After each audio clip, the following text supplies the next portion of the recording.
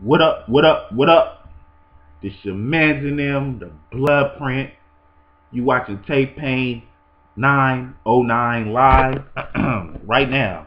I want to get into this Biggie and whole Rick Ross thing, this whole comparison, this whole, everything. Um, okay, let's just get into it. Biggie and Rick Ross, the comparisons, I think mainly it just comes from him being big, him being dark skinned, for the times that they're in, style, I guess you could say, not lyrically. I'm talking about probably fashion wise. Um, and some, you know what? I really don't think it has. I really don't think it has too much to do with lyrics.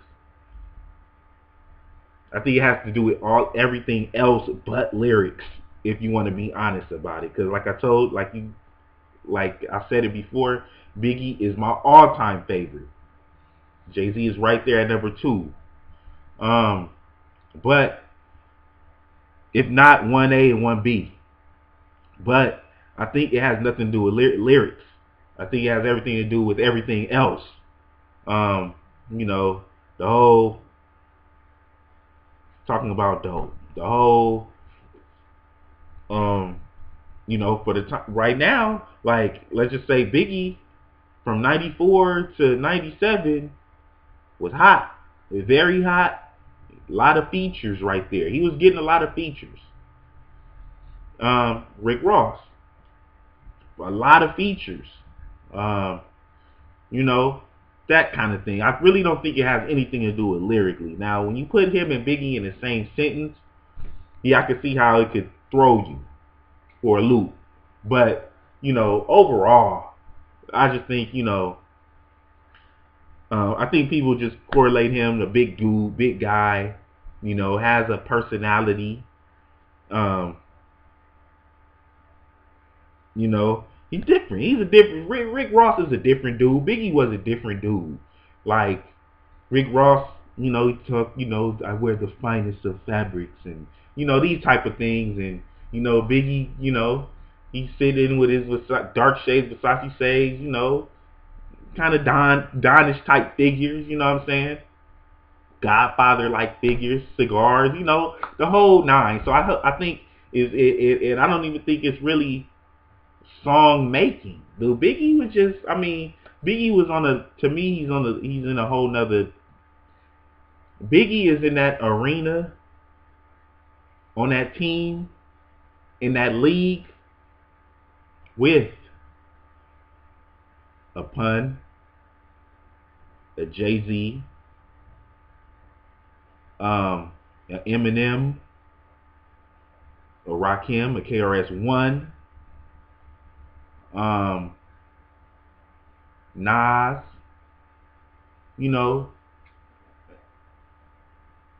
the rap, as you could say, the rap royalty. Now, when we talk about that other group, that's when you start getting into the Lox. That's when you start getting into the Beanie Siegels. I think that's when you start getting in. Then you could probably the Fabs. You can start getting into the Cassidys. You can start getting into the man, I'm at a blank right now. Cassidy, shoot. Who else? Well, that's that second tier right there. You know what I'm saying? That's that second tier. Then when you get into that third tier, that's when you want to start talking about the Drakes, the Lil Waynes, man, man, who else is these kind of people, you know what I'm saying? It's different categories that these people fit into. You have that first tier that you just can't touch. Then you got that second tier that's like hip hop, but they got lyrics, they nice, but it's just something about them. And then you got the third tier, which is the Lil Wayne people, and the Drake people and the currencies. And I mean, it's these kind of people. That's how I break them up. Because you can't just throw, man, Lil Wayne in the same arena as Jay-Z. You just can't do it. I'm sorry. You cannot do it. You're never going to be able to do it. It's never going to happen. I'm sorry, Lil Wayne fans. It's not going to happen. I think that's that's damn near blasphemy, if you ask me. You know what I'm saying? I just like saying, look, can Lil Wayne compete with Biggie?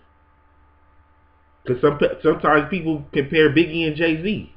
You know what I'm saying? So now you want to compare Lil Wayne to Biggie? So, I mean, you got to, come on. Like, come on.